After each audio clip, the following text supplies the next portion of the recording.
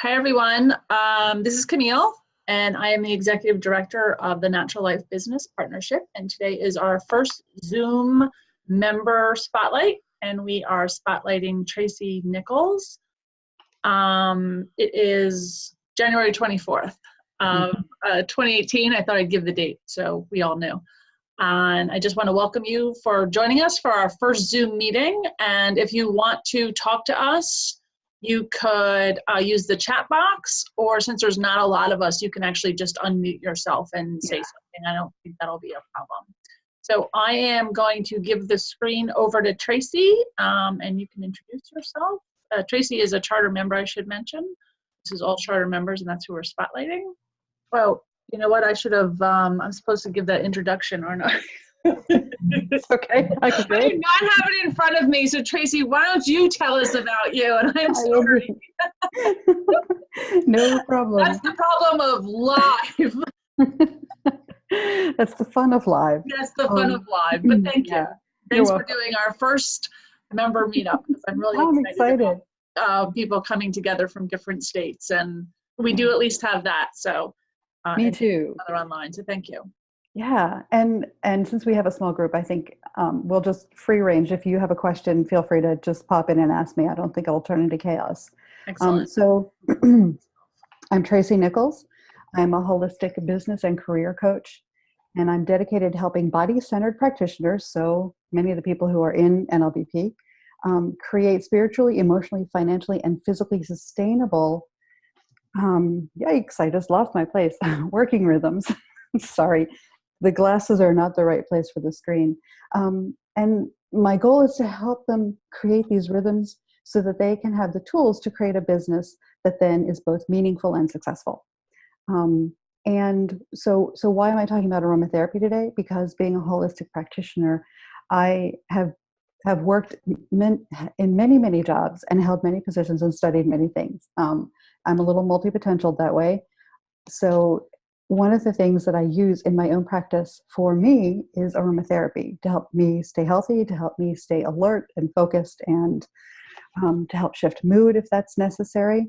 But I also use it with clients. So if I'm working with someone and it seems appropriate to be, to introduce essential oils as an intervention or a support, then we can talk about doing that.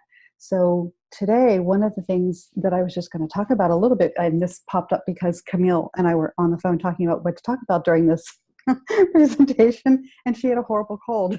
And I just said something like, well, have you tried eucalyptus? And the next thing we were talking about maybe discussing how to help yourself be more well as a practitioner, or at least maintain your wellness as a practitioner using essential oils as one of the tools you can use.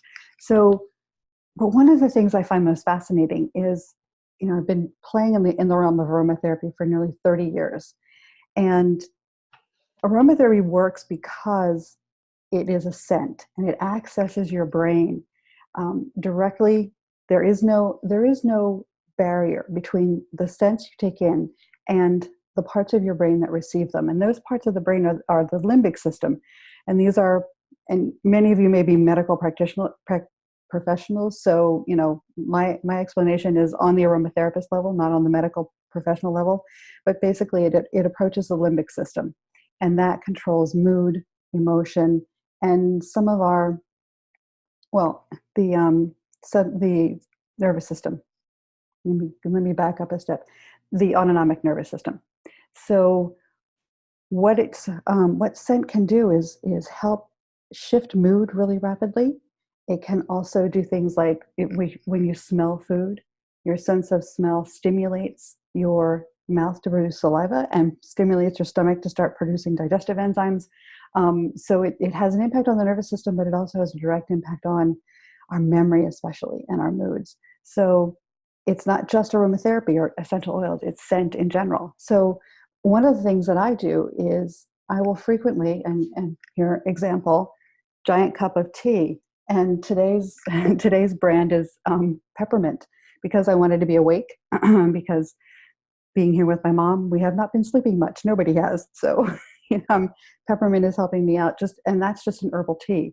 So one of the things that I keep in mind as a practitioner is I can introduce scent in a lot of different ways. So I might open a window to smell fresh rain, and that helps to put me in a certain mood. I might bring an orange with me into the office, and if you rub the skin of an orange, that's where the essential oils are held. So you can then have your hands smell like orange, and orange is a scent that can be very happy, can remind people of sunshine. So, that can be uplifting. And I also tell clients this, if they're having a struggle, we talk about what scents they can introduce in the moment that don't have to be essential oils. Essential oils are such a special circumstance when you're talking about something to use for yourself, when you're talking about an herbal or a plant-based intervention, that there is some training that needs to go behind using them. You need to be aware of what they are. You need to use them intentionally and safely. However, if you're talking about a cup of peppermint tea, you can use that whenever you want to. If you're talking about sniffing the skin of your orange or the scent of coffee for some people, you can just introduce that whenever you want. So I wanted to make the distinction between using scent to support yourself and using essential oils to support yourself. Because scent is something you can introduce and play with. It's no problem, scented candles and incense and all of those things. If you find a scent that helps you in the moment to shift into a space that you want to be in, then by all means use it. I do that all the time. Essential oils are something where there needs to be a little education around how to use them safely. And then I'm a little bit different. I don't pay attention to the books that say use this for this, because I've used them for long enough. Scent is so personal that for some people, the scent of lavender, which is usually calming, can be irritating because it's just not something that they enjoy, or because they associate it with an irritating memory. So, I think that's about what I wanted to do in terms of giving you a sense of, how scent interacts with us. And at this point, I think I just want to ask folks, what triggered you to be here? What were you curious about? Because that gives me a better sense of what, to talk about for the next few minutes, and then we can just kind of go questions. I have some thoughts and questions. Yes.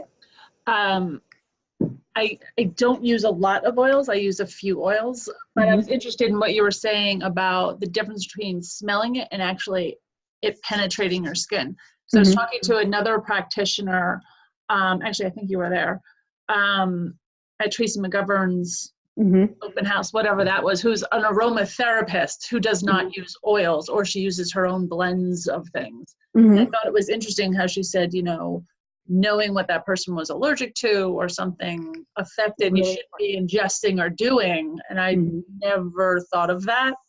And then she's like, there's people just selling oils, but they don't realize that this might raise your blood pressure. This might. So I was thinking lavender, because I have lavender in my backyard. I love the smell of it. But is smell different than if you put it on you? Does it have that same calming feeling if I smell it and it's in a bath? Well, in a bath, I guess it would be touching me, but you just smelled it. Some people use the diffusers. Right. Is that the same as if it touches your body? In terms of the impact it's going to have on your system? Yeah. Yes. The healing. Okay. Healing. So yes, the interesting thing about essential oils is there's very little reason ever to put them on your body unless you enjoy it. In other words, their efficacy is in how the scent molecules travel up the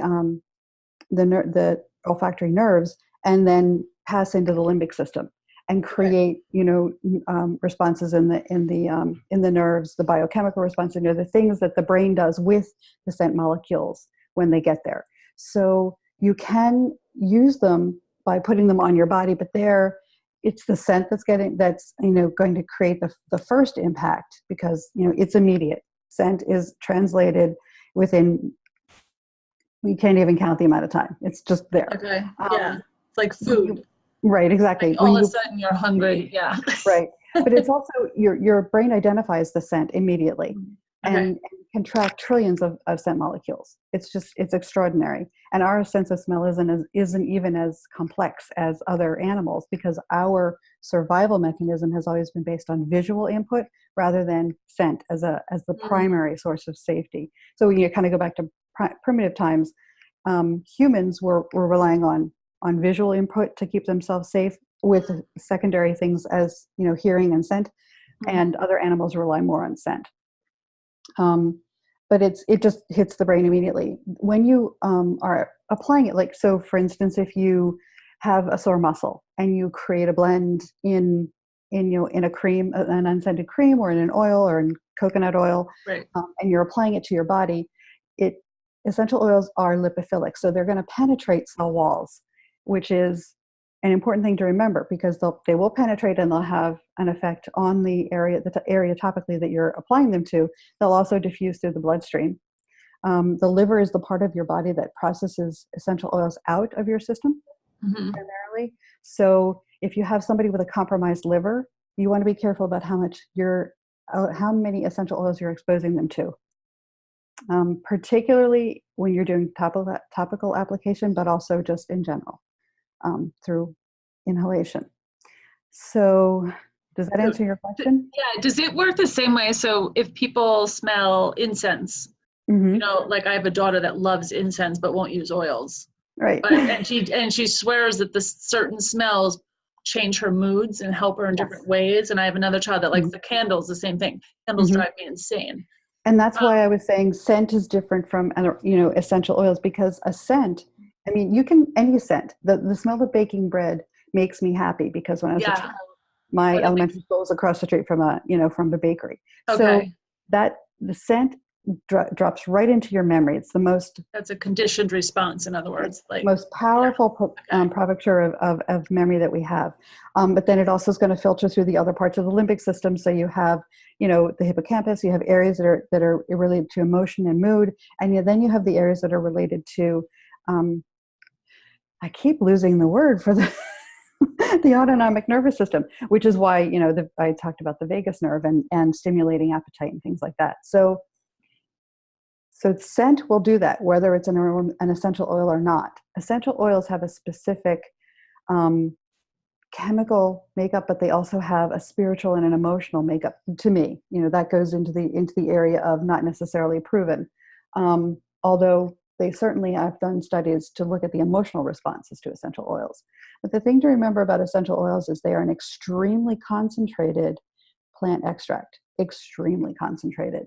So if you look at the world of herbal medicine or plant medicine, you know, you have way out on this end the very light, ethereal flower essences, like Bach flower essences, those kinds of things, where, you know, you don't even necessarily, but by the time you get to the end product, you don't have any of the plant extract still in it. You have the vibration of the plant. Okay. And then you have herbalism, which, you know, where you're mostly ingesting products or putting them on topically, and it's the whole plant that you're dealing with. And they have a specific effect. And then, but they're not necessarily as concentrated. Some tinctures might be, but not nearly as concentrated as an essential oil. And then you have essential oils are kind of the freight train of the plant medicine world, because, I mean, literally, when you to create something like lavender, you take 60 or 70 pounds of partially dried plant material, so pounds of plant material, put it into a vat, and you run steam through it to steam distill it, and you'll get about 16 ounces of essential oil. So when so you have to think in terms of, you know, in a drop or two of lavender, you have a plant's worth of essential oil. I mean, that's like a plant. Right. Right. So that's why when you're using them, and the woman you were speaking with at that meeting is absolutely right. There are essential oils that need to not be used with people who have high blood pressure, who have seizure disorders, who are going through chemotherapy. You use essential oils in certain dilutions with children under the age of 7. You use them in certain dilutions with the elderly or the frail or chronically ill people, because again, you have to think about if their kidneys or their liver are compromised or under stress. You don't want to be introducing something that's really, really going to put them through more stress. Right. On the other hand, you can support those organs using essential oils if you know what you're doing. and by working within the person's system to really, that takes somebody who's very skilled to work within their system to create that balance. Mm-hmm. So probably more information than you wanted, but did that answer No, your question? yeah, no, it's just more thought provoking Hmm. to think about, because I'm like, well, then it's really plant-based medicine, Yes, it is. which is, yeah, Yes, which is kind of like absolutely. Chinese medicine, which is, It it's is all indeed. kind of, yeah. Yes. Or like And I've seen people that are able to heal with teas, but they're really ingesting right, the leaf. Like it's done very purposefully, right. if you understand it, and there's few If you people that are that understand it, good. right. Yeah. And with essential oils, I mean, I know that there's some thought that there are people who ingest them. Um, in my opinion, that's not necessary because they penetrate your skin and go into your bloodstream. By ingesting them, you're just putting more strain on the system. Plus, they have to survive your digestive system, and that's Oh, not a yeah, yeah. they have to Makes survive sense. the Yeah. stomach acid. So why do it? You can use smaller amounts. You put them on topically. You can inhale them and get the same results that you're getting through ingestion, with very very few exceptions. I mean, if you're looking for something that's going to support I don't know, a digestive upset, then you can ingest them. But there again, you have to be really careful. And more is never better when you're doing ingestion. And I always say, if you're going to do something like that, be under the care of a very skilled, very well certified medical practitioner who knows essential oils. So what are some of the basic oils where someone could start? Like we Great said one. this is going to be for entrepreneurs, and like, so for maybe And success, like lavender is one, but lavender can be, but again, you test your own responses to it. So okay. lavender can be calming. For other people, lavender can kind of be sedating, so they don't, and for other people, it's just irritating. So one of the things I usually will start with is peppermint. Okay. And peppermint is adaptogenic, so it can uplift if you're feeling really tired, or it can also not calm necessarily, but it can just level off your mood or your sense of being. Mm-hmm. It's kind of opens up the brain. If you are feeling a little sludgy and like your allergies are bugging you or you're getting over a cold, peppermint can be wonderful because it's just kind of opening and invigorating. Mm-hmm. So that would be one that I keep it on my desk. I keep it in my purse. Peppermint is kind of one of my go-to oils. And do you put it on or you just smell it? I just smell it. You just smell it. Okay. I am of the school of open the bottle and take a sniff. Now, Okay. only if that bottle is only going to be in my hand, because Right. if you're an aromatherapist, you don't want to be doing that with the oils that you use on, Other or people. with other people. Exactly. Okay. So I would say that. I would say any of the citrus oils. So, Mm-hmm. so lemon. Actually, the Japanese did an interesting study where they put lemon through the ventilation system of a building, and they were Yeah. testing for increase in productivity, or what it did to productivity, and they had Yeah. a 25% increase in productivity overall. And they also had fewer people who called in sick. So, That and is unbelievable. exactly, just putting lemon through the ventilation system. Well, So when I'm it, curious, does that, I don't know if you'd know this answer. I don't know this answer. I was just thinking with the lemon, is it the oil of the lemon? Does the actual citrus, like the vitamin C and those phytonutrients and stuff, is that absorbed? Like that would no, be it's the cool. essential oil itself. Because then you think about, you just put lemon through your stuff and you won't get sick. Right. That's Well, why you lemon gotta does keep have the an levels. right. Lemon is thought to have antiviral Yeah, properties. absolutely. Yeah. But one of the things that happens is when you're looking for productivity in a building, what they were looking at was how awake people were, how alert they were, how many mistakes they were making. It was sort of a data entry kind of, that kind of place. And Mm-hmm. so what they found was people were making fewer mistakes, people were calling out sick less often, which can also be related to how you feel emotionally when you're in the space. Lemon tends to be uplifting, sort of, most people respond to lemon as a pleasant smell, something that makes them feel Interesting. comfortable. So when you're looking at the whole person when you're talking about essential oils, so it can be the physical responses, it can be the emotional responses, and then there's a layer of spiritual responses that can occur as well. So So does a diffuser work that same way when people talk yes. about a diffuser? So you're putting Mhm. oil in water? And It depends on the diffuser.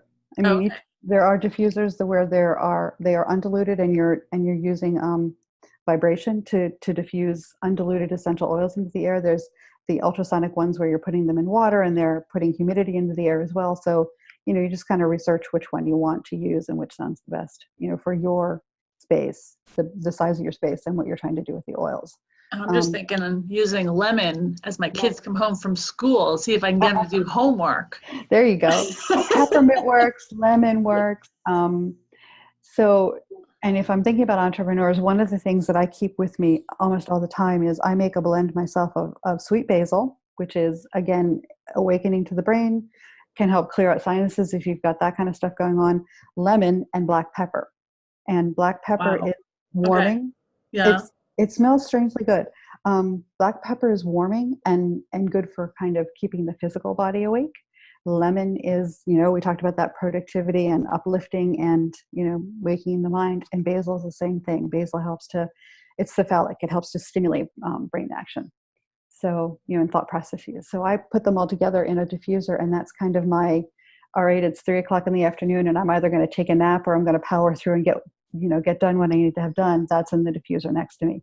And bonus, almost all essential oils have antiviral, antibiotic, and they're all going to help your immune system in some way. Okay. So very cool. Yeah. And I just want to be conscious we have about 2 minutes left. Okay. We didn't hear. Anybody else have any questions or thoughts? Or are you muted or unmuted, Donna and Denise? I'll unmute. She heard her name. No, I'm good. I am glad that you said when you diffuse, it is landing on your skin. Your skin's your biggest organ. It is taking it into your body. Yep. You're not only hitting your olfactory and limbic that way, but you're also breathing it in. So it's your whole respiratory. As well. Yep. Diffusing's powerful. Mm-hmm. Yeah. That was good to hear. It is, I think, the most powerful way to use them.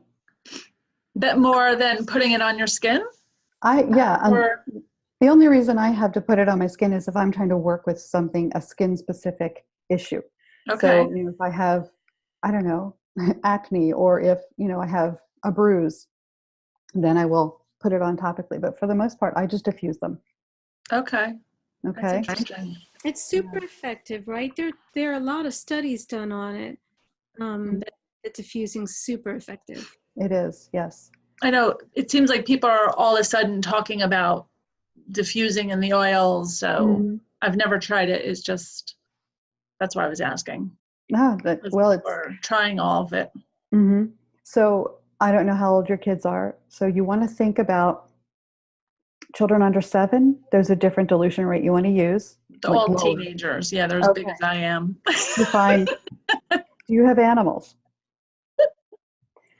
So I try, or since we don't use any medications or anything. Okay. Oils is kind of new, and sometimes people bring stuff to me and they're like, oh, I have your daughter try this or have them try that, especially if they're like stressed at school or right. for those times of the month, they're like, one is in awful pain and someone made a mixture and is like, please give this to your daughter, see if it works. Mm-hmm. I don't know what the mixture is, but right.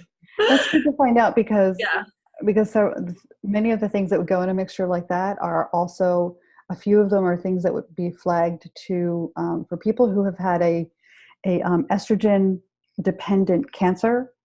Okay. You need to avoid certain essential oils. So, and I don't know if that's in your family or not. But, okay. Yeah. But just if they've had it already, not if it's happened. If not, if there's a history, but if someone has had Understood. Yeah. Yeah. Yeah. So I make a distinction between, personal aromatherapy and public aromatherapy or community aromatherapy. And I have a list of essential oils that, I will use out in the community because they don't have impact on pregnant women, on small children, on, hypertension or things like that. So, yeah, I think that's a great, just public awareness that even natural things aren't always good for you. Like they have adverse effects. And I know it's been 20 years since I've been pregnant, but I remember going into a drugstore just thinking, well, I can't take anything. So let me see what I can go. But now there's actually warnings in drugstores saying, You know, and every doctor says, what are you taking? Right. You know, because, you know, I'm on the probiotics and I take all of this stuff they've never heard of. But now they're realizing that it's an actual drug interaction. It is a drug. That's where our drugs came from. The idea of it, anyway. Exactly. I always say they need, you know, essential oils are to be they're incredible allies, and approach them with profound respect. Yeah. You know, because they're powerful. Yeah. Is my thought process. Yeah. Well, thank you. I'm so glad you did this, and we can ask questions. And now I can see it's going to be kind of like an interview thing. Because I have to be, I'm a little selfish here because I pick things that I don't actually know about. Well, I think an interview format is part of good. it and say, well, if I don't know, there's probably a lot of other people that don't know, depending on what they've studied. Yeah. And you know, I had one final thought. You asked about entrepreneurs in aromatherapy. Yep. Any tree oil. So anything like conifer trees, like Douglas fir or silver fir, anything like rosewood, cypresses, all of them are about resiliency. So entrepreneurs are always, always, always needing to build their resilience. So pick a tree oil.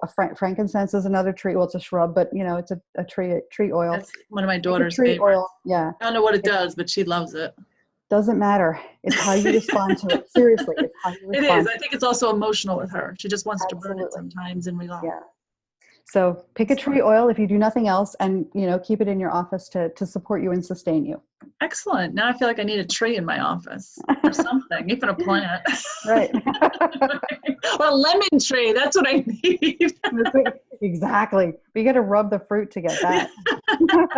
Excellent. That's wonderful. Oh my gosh. Right. Well, Camille, thank you so much for the opportunity to be a member spotlight and to be the first one. I mean, that's just really thrilling. But you know, I love NLBP. It's a great organization. So thanks for letting me be a part of this. Oh, thank you so much too. And hopefully you'll come back and do another one, maybe on coaching or something. Definitely. It was really fabulous. And we're going to have different times of the day people have asked for you. So okay. Excellent. Thank you so much. Thank you. Thank you. I appreciate it. Have a good afternoon. All right, everyone, have a really great day, and thanks for joining us. Okay. Thank you again, Tracie. You're welcome. Thank you, Tracie. Okay. Bye-bye. All right, bye.